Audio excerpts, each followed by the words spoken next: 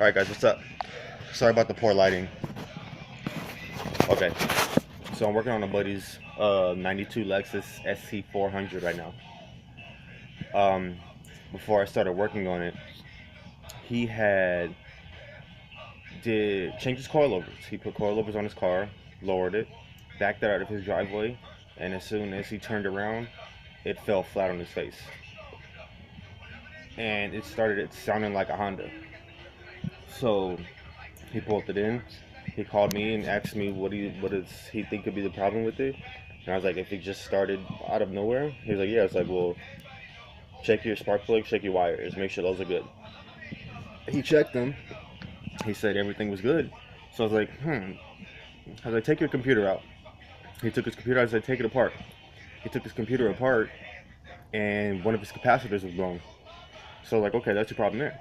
So I had him ship his ECU out to a friend of mine from Club Lexus. His name is LS Cowboy LS, if you ever want to look him up, on clublexus.com.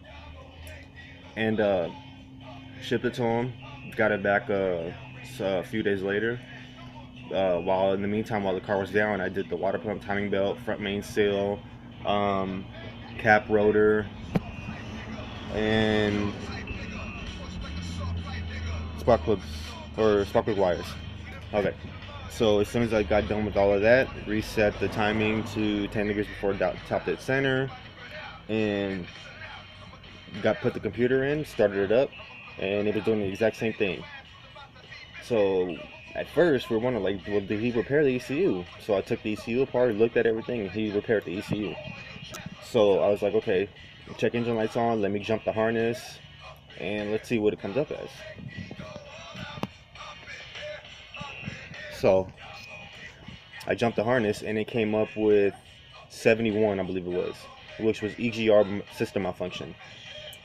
After doing a little bit of research and testing the EGR system, I found out that his whole intake system is clogged with carbon buildup like crazy.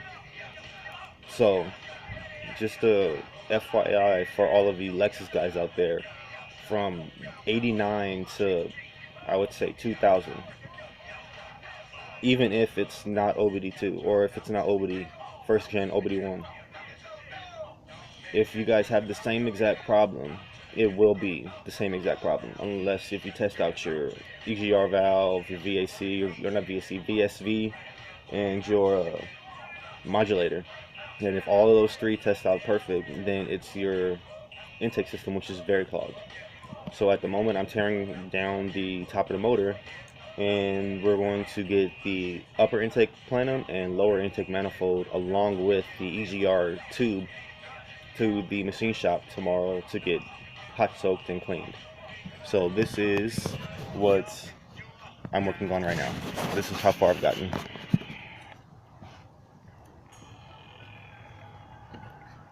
So as you can see,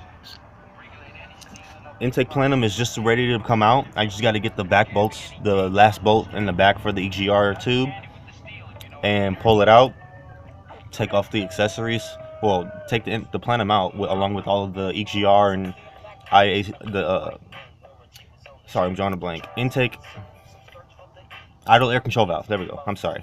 Idle air control valve. Pull that all off right now, and tomorrow I'm just gonna get down to the lower intake manifold and rip it out of ours, so that way we can send it out to get hot soaked. If you guys have any questions, let me know. I will more than happy answer and try to do my best to answer your questions. But I mean, this is a lot. This is a very, very common thing. So if you guys end up having this problem after you replace your ECU from doing looking up information on Club Lexus or Lexstream or any other Lexus forum online, and you get rid of all of your problems and it's still doing the exact same thing, try this out, and I guarantee you it will work. So subscribe, like the video, please, and any questions, let me know.